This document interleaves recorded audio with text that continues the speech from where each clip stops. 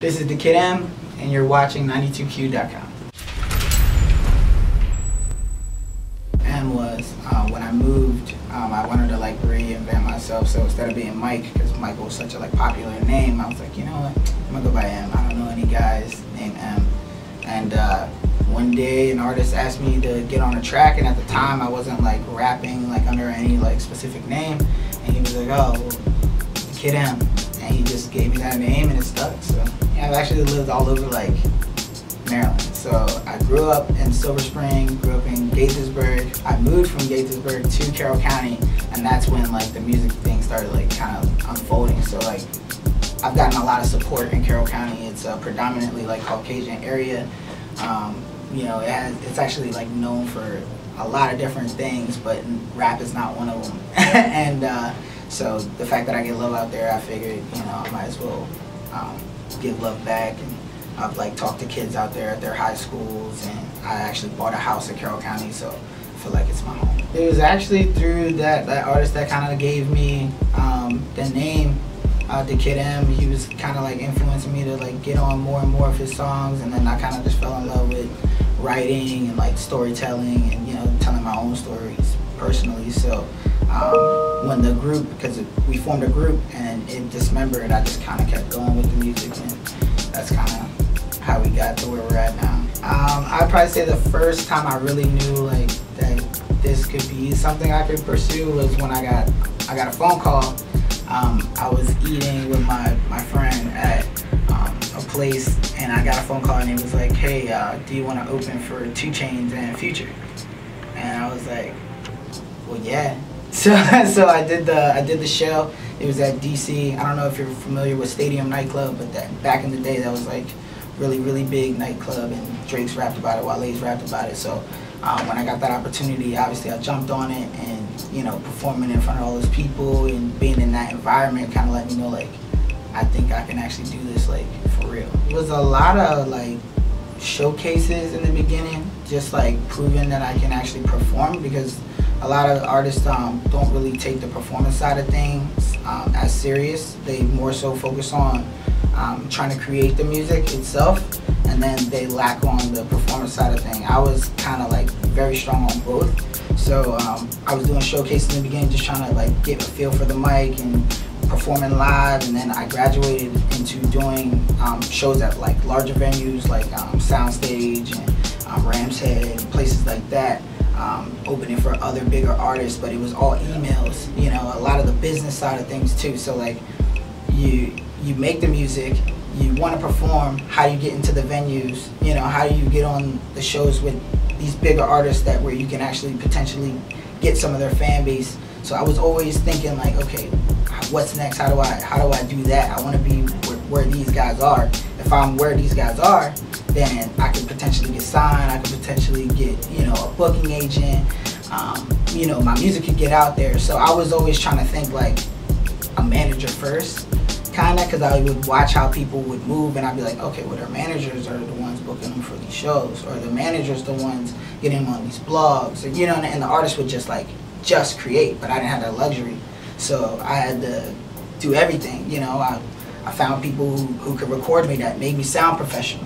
You know, now I'm working with one of the biggest, you know, engineers in the game, Big Germ, Wiz Khalifa, Mac Miller. If you're familiar, you know that's a household name. He's a super producer, Grammy nominated. I mean, it took a lot for me to get there, and that connection was built through a show that I did. You know what I mean? So it's all been baby steps, baby steps, baby steps.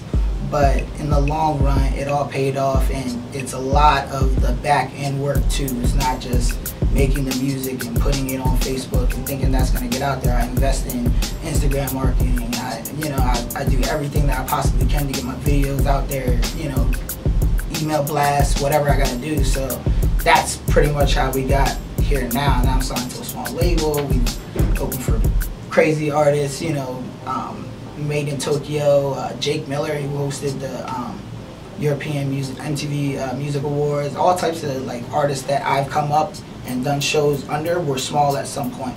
So I see them all growing, and I'm I could be on that level. I just need to keep doing what I'm doing. And even though I don't have the supporting cast, I still see that the baby steps are taking us to that point. So I'm excited to see where we're at.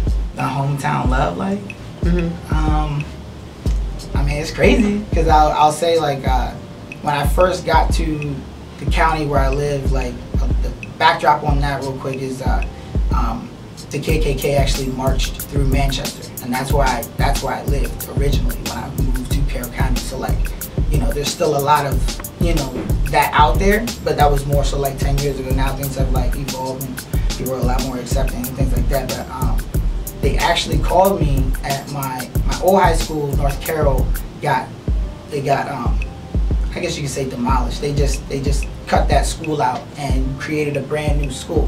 So I graduated from North Carroll as Mr. North Carroll 07. It was kind of like this popularity contest. Every school has something like that, Mr. Gaithersburg, whatever. And I guess they were like looking back in the yearbook and they saw that I said that I wanted to be a rapper. Like they said, what do you want to be when you leave high school? And I said I wanted to be a rapper. And they looked back and they're like, all right, this guy's doing it now.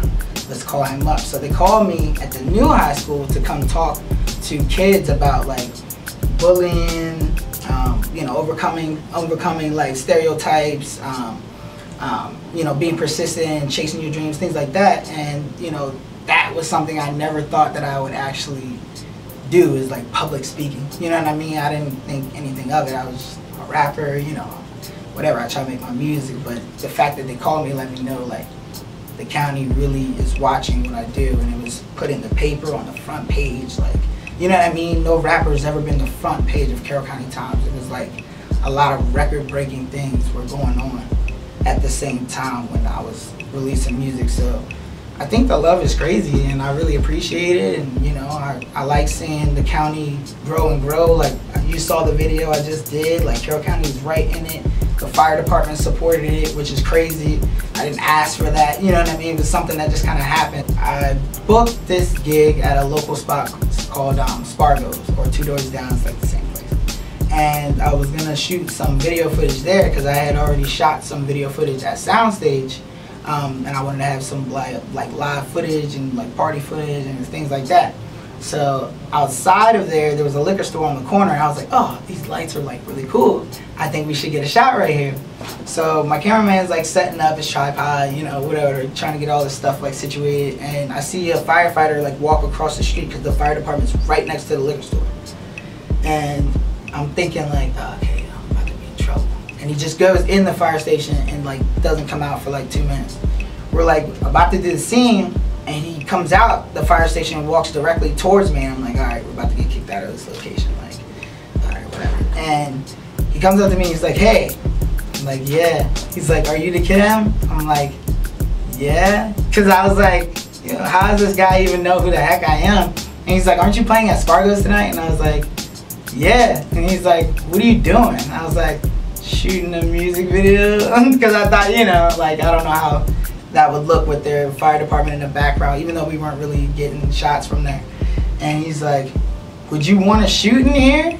And pointed to the fire station, and I was like, yeah. Like, of course I will. And we went in there, and he was like, yeah, man, just do your thing. Like, you know, you got the whole fire department at your disposal. So I didn't like take advantage, but I like definitely got some cool shots. And my videographer, Brad Gillespie, he actually like shot for Little Skies, like new video. And he's really, really talented. And you know, I was excited to see that I got Brad in that space because I knew what he could do with that. So it was really cool.